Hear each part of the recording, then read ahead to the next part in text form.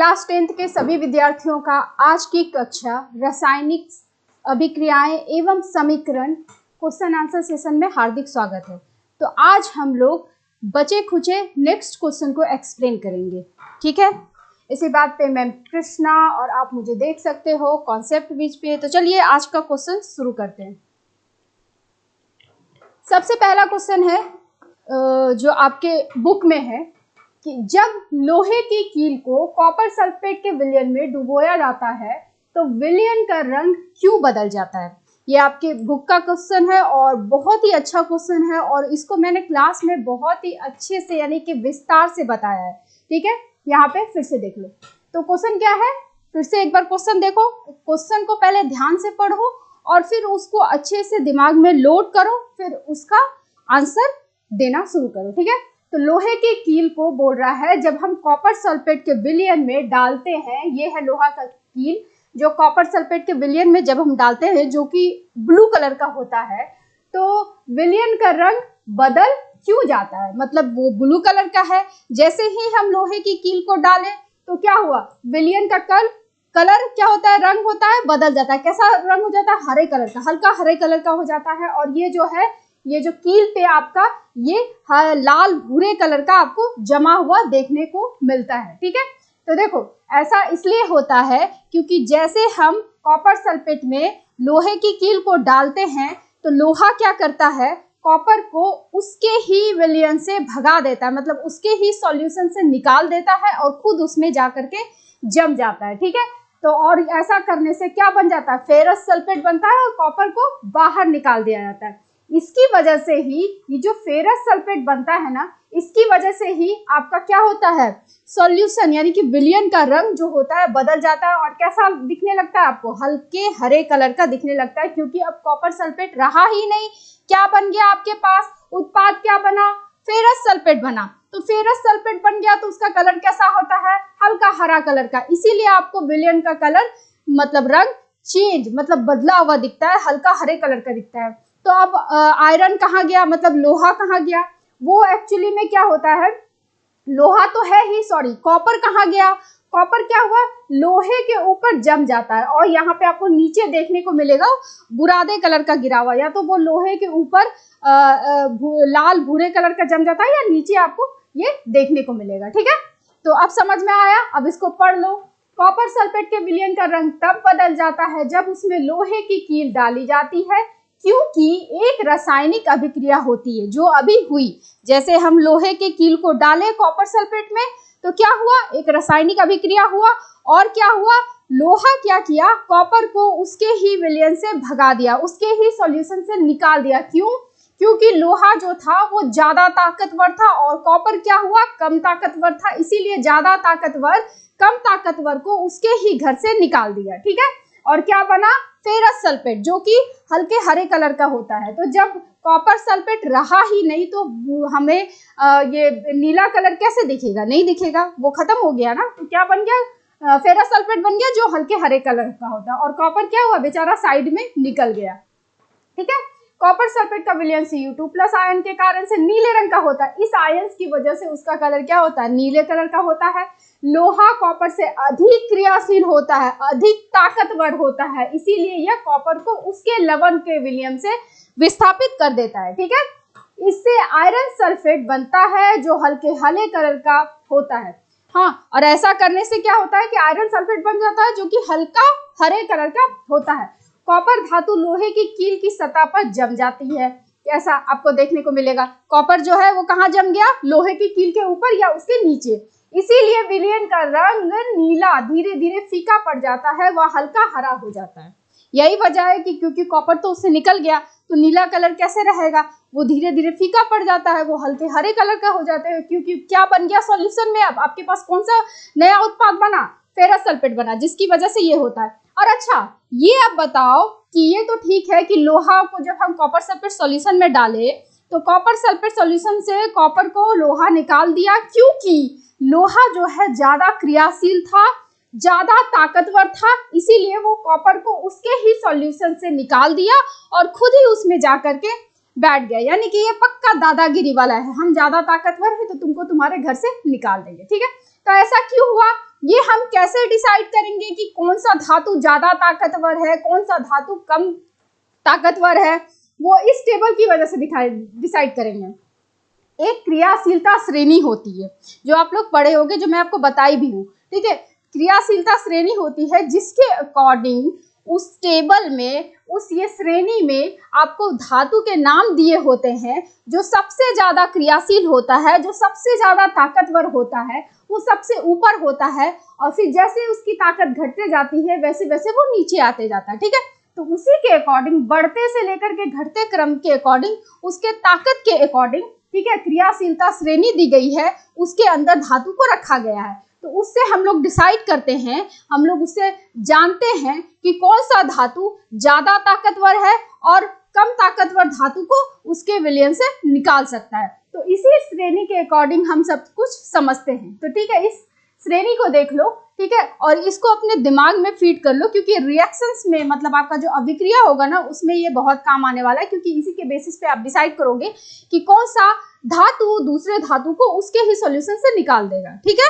तो ये क्रियाशीलता धातु की जो सूची है, जिसमें उन्होंने उनकी क्रियाशीलता के क्रम में सबसे अधिक क्रियाशील से सबसे कम क्रियाशील तक विस्थापित किया जाता है। सबसे ज्यादा कौन ताकतवर है? पोटासियम। ये बहुत ज्यादा क्रियाशील है, ये किसी को भी, कोई भी धातु को अपने विलयन से उसको, मतलब उसके विलयन से उसको निकाल सकता है, ठीक है। उसके बाद क्या है? सोडियम। उसके बाद क्या है? Calcium, magnesium, aluminium, zinc, iron, lead, और ये हाइड्रोजन जो है ये एक्चुअली में संदर्भ बिंदु है, इसको एक रेफरेंस पॉइंट मानो। फिर इसके नीचे देखो copper, mercury, silver, gold, platinum, मतलब ये सबसे कम है, ये सबसे ज्यादा, सबसे लो क्रियाशील है, सबसे कम क्रियाशील वाला धातु है, ठीक है। इसको मतलब ये ऊपर वाले सारे निकाल सकते हैं, मतलब जो भी ऊपर वाले हैं वो नीचे वाले को उसके घर से आराम से निकाल सकते हैं, ठीक है, ऐसा समझो।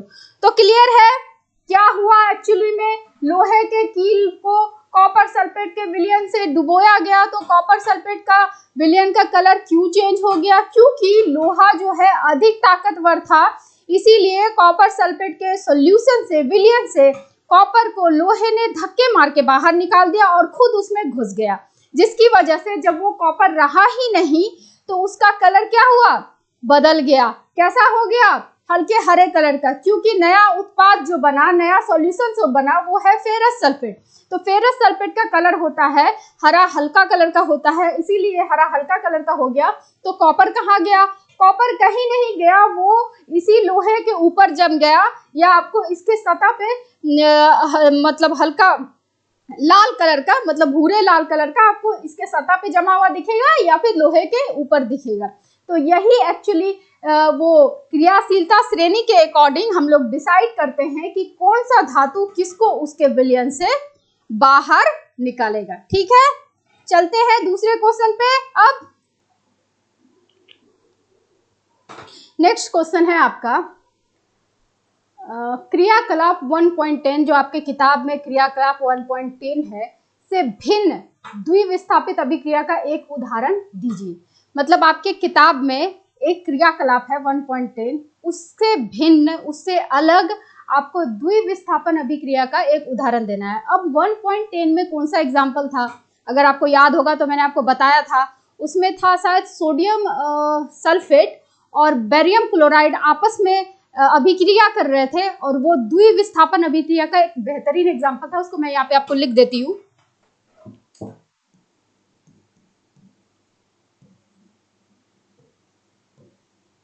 सोडियम सल्फेट, बेरियम क्लोराइड, ठीक है, और इसका रिजल्ट था बेरियम सल्फेट और सोडियम क्लोराइड, ठीक है, ध्यान से देख लो, ठीक है। ये था आपका 1.10 क्रियाकलाप में सोडियम सल्फेट और बेरियम क्लोराइड, और इससे जो ये जो द्विविस्थापन अभिक्रिया का ये बेहतरीन एग्जाम्पल था, इसमें आपस में आयंस एक्सचेंज हो रहे थे और ये बन रहा था बेरियम सल्फेट और सोडियम क्लोराइड, ठीक है, राइट। तो ये आपका उत्पाद बन रहा था। तो इससे भिन्न बोल रहा है, आपको द्विविस्थापन अभिक्रिया का उदाहरण देना है। और ये भी आप ऑलरेडी पढ़ चुके हो, जो मैंने आपको बुक में मतलब अपने वीडियो लेक्चर में बहुत ही विस्तार से बताया, ठीक है।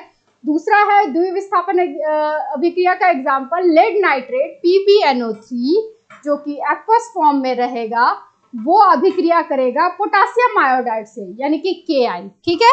और जब ये दोनों आपस में रासायनिक अभिक्रिया करेंगे तो इसके आयंस आपस में एक्सचेंज करेंगे अपने मर्जी से, यानी कि स्व इच्छा से दोनों आयंस एक्सचेंज करेंगे, इंस्टेंट रिएक्शंस होगा और क्या बनेगा, लेड आयोडाइड बनेगा PbI2 जो सॉलिड फॉर्म में होगा यानी कि ठोस फॉर्म में होगा, और बनेगा पोटासियम नाइट्रेट KNO3 जो कि एक्वस फॉर्म में रहेगा यानी कि घुला हुआ फॉर्म में, आपको जल में घुला हुआ रहेगा, ठीक है। तो ये दोनों चीज बनता है, ठीक है। तो इसमें आप इस एक्सपेरिमेंट में आपको क्या देखने को मिल रहा था, जब ये दोनों आपस में अभिक्रिया करते थे तो जैसे ही आप लेड नाइट्रेट को पोटासियम आयोडाइड के साथ मिक्स करते थे तो तुरंत से आपको येलो कलर का, पीला कलर का चमकीला आपको कुछ दिखने को मिलता था। जो ठोस पदार्थ है वो पीला कलर का देखने को मिलता था, जो कि एक्चुअली में लेड आयोडाइड होता था, ठीक है, जिसको हम बोलते हैं लेड आयोडाइड। ये जो पीला कलर का बनता है जब ये मिक्स होगा, फिगर थोड़ा गलत है,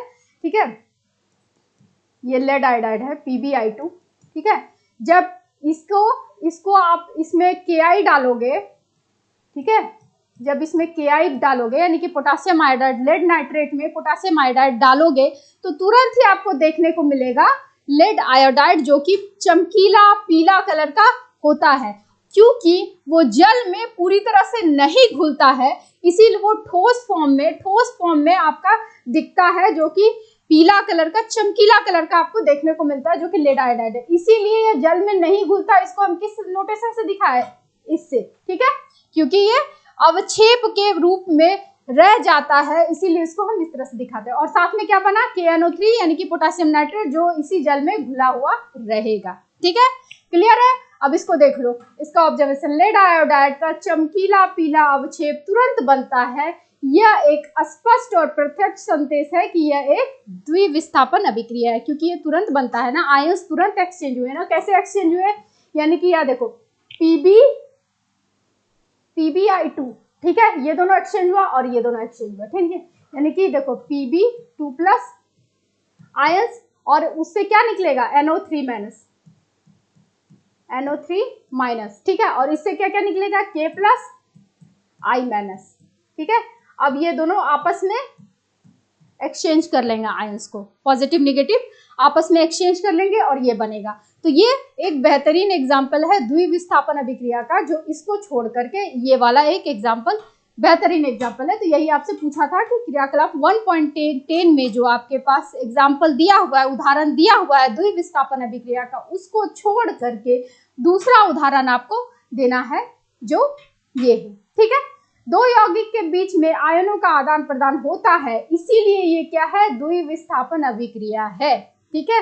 अवक्षेप अभिक्रिया भी है, क्यों, क्योंकि जो आपका उत्पाद बना वो सॉलिड फॉर्म में यानी कि ठोस फॉर्म में रहा, जो आपको चमकीले पीले कलर का देखने को मिला लेड आयोडाइड, वो ठोस फॉर्म में ही रहा, इसीलिए इसको हम बोलते हैं अवक्षेपन अभिक्रिया भी इसको बोलते हैं। दो विलयन से एक अघुलनशील ठोस का निर्माण होता है, ठीक है।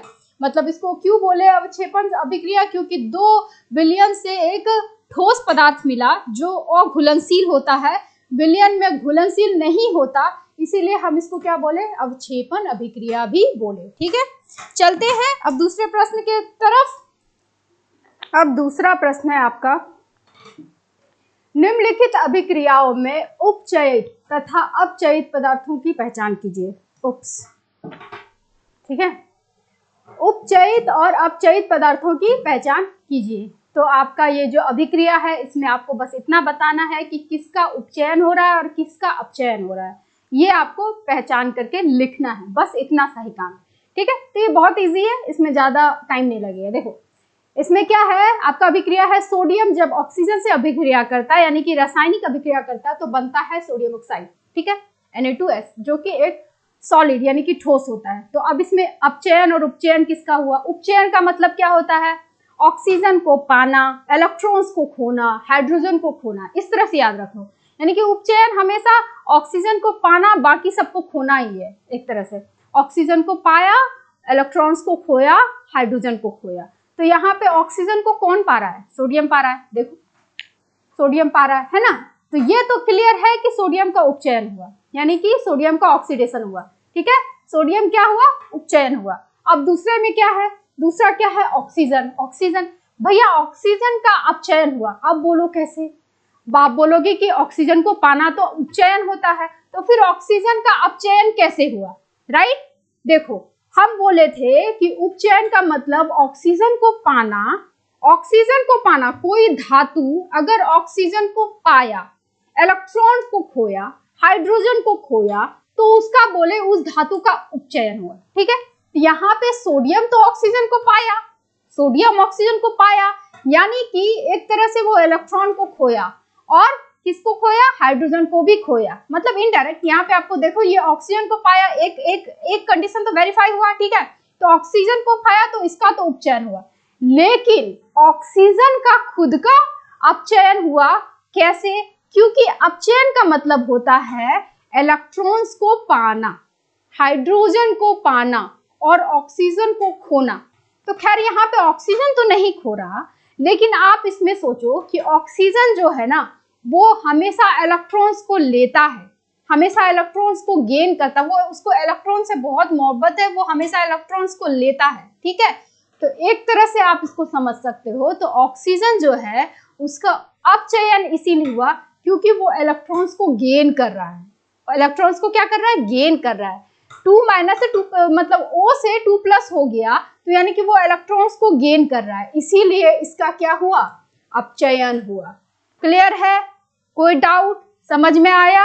उपचयन का मतलब ऑक्सीजन को पाना, इलेक्ट्रॉन्स को खोना, हाइड्रोजन को खोना, कोई भी एक कंडीशन सेटिस्फाई हुआ तो उपचयन हुआ, ठीक है। अपचयन का मतलब इलेक्ट्रॉन्स को पाना, हाइड्रोजन को पाना, ऑक्सीजन को खोना, कोई भी एक कंडीशन सेटिस्फाई हुआ तो अपचयन हुआ, ठीक है।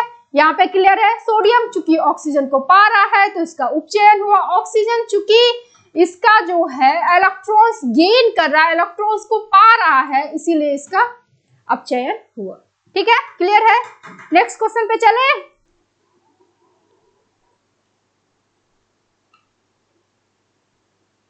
नेक्स्ट क्वेश्चन है, कॉपर ऑक्साइड जब हाइड्रोजन से अभिक्रिया करेगा, इस दोनों के बीच में जब रासायनिक अभिक्रिया होगी तो बनेगा कॉपर प्लस हाइड्रोजन जल, H2O, जल बनेगा, सॉरी, ठीक है। तो अब इसमें आपको फिर से वही बताना है कि किसका उपचयन हुआ, किसका अपचयन हुआ, ठीक है। तो अभी साफ मैंने बताया कि उपचयन का मतलब ऑक्सीजन को पाना, इलेक्ट्रॉन्स को खोना, हाइड्रोजन को खोना, और अपचयन का मतलब ऑक्सीजन को खोना, इलेक्ट्रॉन्स को पाना, हाइड्रोजन को पाना। तो इसमें आपको एकदम सिंपल है, इसमें कोई कंफ्यूजन नहीं होगा क्योंकि इसमें साफ साफ दिख रहा है। देखो कॉपर ऑक्साइड ये क्या बना? कॉपर बना, यानी कि इससे क्या हुआ? ऑक्सीजन छिन गया, ऑक्सीजन खो दिया, तो ये इसका तो उपचयन हुआ। क्यों भैया? इसका तो अपचयन हुआ, सॉरी, इसका अपचयन हुआ क्योंकि ऑक्सीजन को खो दिया, तो ऑक्सीजन को खोने का मतलब क्या हुआ? अपचयन हुआ, है ना। तो इसका अपचयन हुआ। अब देखो हाइड्रोजन गैस, हाइड्रोजन यहाँ पे क्या बन रहा है? जल बन रहा है, H2O बन रहा है। तो इसमें भी साफ दिख रहा है कि हाइड्रोजन क्या गेन किया? हाइड्रोजन को क्या मिला? ऑक्सीजन मिला। इसमें एड ऑन हुआ ना भाई, आपका ऑक्सीजन तो जुड़ा ना, तो ऑक्सीजन को जुड़ना यानी कि ऑक्सीजन को पाना मतलब उपचयन। तो ये हाइड्रोजन का क्या हुआ? उपचयन हुआ। ये तो एकदम सिंपल था, इसमें कोई लॉजिक नहीं था। पीछे वाला थोड़ा सा आपको लग रहा होगा, ये तो एकदम सिंपल है क्योंकि ये तो एकदम बिल्कुल क्या बोलते हैं, परिभाषा के ऊपर है कि ऑक्सीजन मिला तो भैया उसका अपचयन, उपचयन, और ऑक्सीजन खोया तो भैया उसका अपचयन, ठीक है। तो ये क्लियर है? ठीक है, तो आज का क्लास यहीं तक था। नेक्स्ट क्लास में हम लोग आगे के एक्सरसाइज क्वेश्चंस को करेंगे, नहीं तो एक ही क्वेश्चंस में, अगर एक ही वीडियो में सारे करेंगे तो वीडियो बहुत ज्यादा लंबा हो जाएगा और आप बोर भी हो जाओगे, ठीक है। मिलते हैं नेक्स्ट क्लास में। अगर आपको हमारी वीडियो पसंद आए तो प्लीज आप इसे लाइक करें, शेयर करें और अपने दोस्तों के साथ शेयर जरूर करें और सब्सक्राइब करना बिल्कुल ना भूलें ताकि हमारी नई वीडियो की नोटिफिकेशन सबसे पहले आपको मिले। Thank you.